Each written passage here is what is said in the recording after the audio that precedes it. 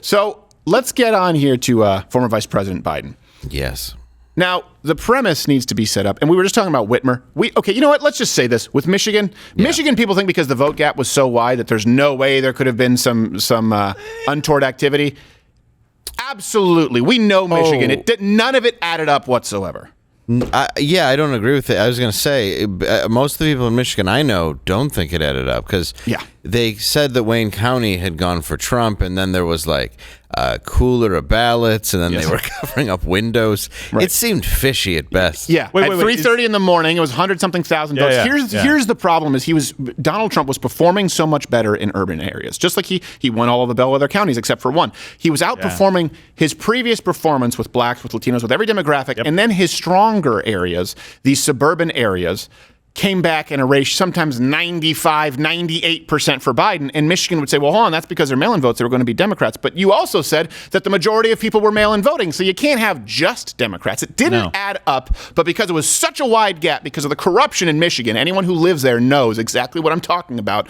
They just say, well, there's no way that this could have been anything but the freest and fairest election because it's 160,000 whatever votes as opposed to Arizona where it's a much smaller gap. Right, exactly. They just make the lie so egregious that they assume people won't question it. Whereas I think Michigan is the most blatant example of something not adding up. There you go. And you can go to our previous episodes where Dave was sent to like 9 addresses that didn't actually exist. Yeah, it was weird. It was 100% of them. Yes.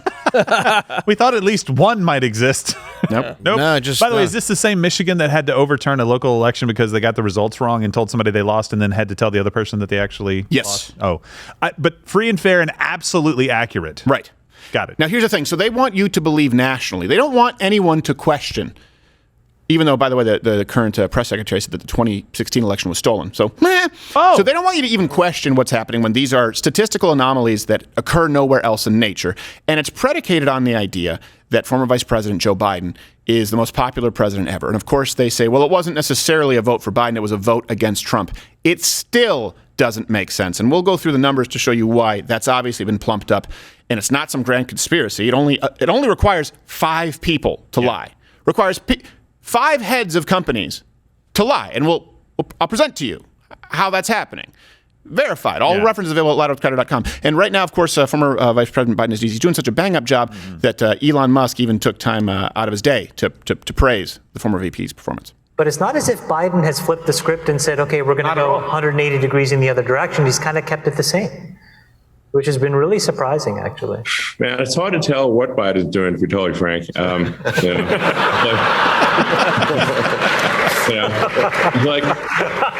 feel like it's weekend at Bernie's. The real president is whoever controls the teleprompter. The path to power is the path to the teleprompter. I do feel like if somebody would accidentally lean on the teleprompter, it's going to be like Anchorman. It's going to be like QQQ ASDF 1 2 3, type of thing.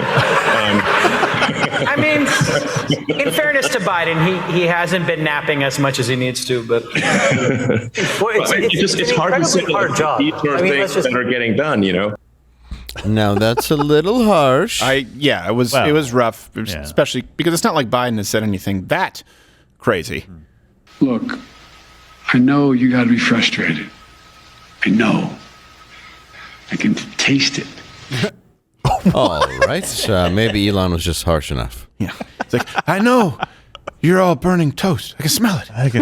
I know. I can. You tried to steal a package. I can taste. I know pennies. I can taste them.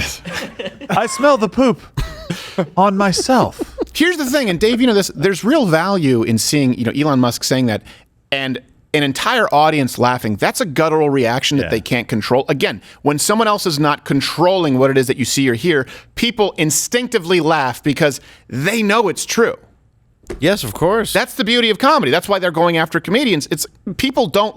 You can't control laughing. It's just it's an involuntary response, and you see it there in real time. Well, this is what comedians were saying 2 years ago. Yeah. Well, and that's not even something that he didn't even say a funny line. He just said, we don't really know what he's doing. And it's so bad and it's so obvious that people are like, yeah, oh God, we're all going to die. By the way, that guy literally made the joke that Cat Williams, his recent special, where he actually said, they bring out this weekend at Bernie's, mother. He makes that exact joke. Oh, yes. Yeah. I like that. So maybe he watched the summit and he stole fitting. Yeah. Just added a few MFs and N-words. You can't quote most of it. Now that's mine. I patent that shit. It's great that everybody's been calling him a dead guy that's propped up now for years. Yes. Well, he looks like it. Well, no, he does. Sounds like it. He looks like Fire Marshal Bill. Yes. That's the creepy part when you see that meme, and I'm like, that is spot on. It really is. Yep. It's pretty rough. Even at the summit, I should say Elon had... oh, that's right. He said this about his voting patterns. This is also pretty important. And the reality is that Twitter at this point, has a very far left bias, and I would classify myself as a moderate, and neither Republican nor Democrat. And in fact, I have voted overwhelmingly for Democrats historically, overwhelmingly. Like I'm not sure. I might never have voted for a Republican, just to be clear. Right. Now this election, I will. Come on, man. Welcome to the tent. Well, I hope this isn't just a selfish motive. You know what I mean? Where I hope he's not just trying to find out what. Look, he's benefited from subsidies. In America? Yeah. Yeah. He's benefited from subsidies. He's benefited from the green movement. That being said, he's also done a lot to serve consumers and to advance technology. So he's not perfect. I'm just hoping that he continues along down this trail, and 10 years from now, he's not saying, I also still have never voted for Republicans, because then you're stupid. Now, it's not just Elon Musk, and I'm not in the business of defending billionaires. You know how much I dislike Jeff Bezos. I would love to see Jeff Bezos get Amazon package bombed. With his penis rocket? Yes. That would be really weird. So he got in. He criticized Biden for conflating, we talked about inflation, taxes, and raising them, and how that would actually fight inflation. Mm-hmm. So Bezos went after Biden, and this is what he said. He said, it doesn't require a huge leap to figure out why one of the wealthiest individuals on the earth opposes an economic agenda for the middle class. Oh, sorry, that's a quote from the White House saying it, because Bezos said, I should have read the other quote first, my apologies. This is Overlay E from Twitter, Jeff Bezos, and the references are available at louderwithcrowder.com. He said, look, a squirrel. This is the White House statements about my recent tweets. They understandably want to muddy the topic. They know inflation hurts the neediest the most, but unions aren't causing inflation, and neither are wealthy people. Remember, the administration tried their best to add another $3.5 trillion to federal spending. They failed, but if they had succeeded, inflation would be even higher than it is today, and inflation today is at a 40-year high. Look, this is something, and I'm not in the business of defending Jeff Bezos and billionaires, but keep in mind, all of these people have consistently supported Democrats. Yes. To be clear. Absolutely. They typically don't go after the White House. So the White House was responding. That first thing was their response to Bezos tweeting earlier. And then he's then he responded to their response. They're distracting you from what's really going on here because their plan won't fight inflation. We've talked about this before. Billionaires tend to benefit from administration policies that are contracting the economy, right? Because they are the ones that can handle the issues. They can handle the slumps. They can also handle all of the regulations. The mom and pop shops can't. They go out of business. They have more market share. They're fine. You've got billionaires now poking the bear that typically don't poke the bear. Right. And that has to show you, like, that is how bad things are. They don't care at this point. Right. They know they're doing a crappy job. Put it this way. Let's say they put an extra 50-cent tax on coffee, okay? Just in a hypothetical situation. Who do you think's affected more? Your local coffee roaster shop that only has one place, or Starbucks? Because even if Starbucks has one shutdown, guess what? They can withstand it, and then they're going to be the only ones left standing. Right. That's what happens. That's why these that's why big banks, that's why big airlines, that's why health care companies, health insurance companies, they're just betting on who they think will allow them to withstand the dip for as long as possible. It's harder for you because you don't have a never-ending supply, not only of billions of dollars, but federal funds, like a lot of these companies. Well, they'll feign outrage. Oh, no, don't do that. It'll kill the industry. Can't do that. Okay, fine. We're here still. Yeah, exactly. That's totally fine. So you think Joe Biden, some of you may think he doesn't know how to deal with inflation. Well, here's the thing. I will say that I don't think he clearly doesn't. And that's because he has proven that he doesn't through his own words. Let's listen to former Vice President Joe Biden. Back then, and by back then, I mean anywhere from a year ago to like last week. Most of the price increases we've seen were expected and are expected to be temporary. I don't know anybody, including Larry Summers, who's a friend of mine, who's worried about inflation. Talking inflation. The overwhelming consensus is it's going to pop up a little bit and then go back down. No one's talking about this great, it's highly unlikely that it's going to be long-term inflation that's going to get out of hand. There's nobody suggesting there's unchecked inflation on the way. By the way, really quickly, I just want to point out before I get to what he's saying now, when you hear someone on the left make the argument from consensus, right away you need to start doing some research. Because truth is not always governed by consensus. For example, you can have a consensus of economists who say that actually inflation is a good thing. Remember when Joe Biden was arguing that? You can have a consensus, like they say 97% of scientists, which is horse crap, about climate change, that there's a consensus on it. Well, hold on. Science isn't governed by consensus. It's not determined by consensus. It's determined by truth. The same thing for the economy. At this point, we don't need a bunch of speculators. We don't need a bunch of ivory tower economists telling us what they think is going to happen. They were wrong before, and we are living it. You need to look at the statistics. You need to look at the data and how inflation has affected goods and services. So when they argue from the general consensus is, that's not an argument. You're simply saying, these people told me this, so I'm going to repeat it, because you're not willing to put your skin in the game and make an argument. What's the inflation rate, Joe? What's the price of beef, Joe? What's the price of gas, Joe? What's the price of everything, Joe? Consensus. No.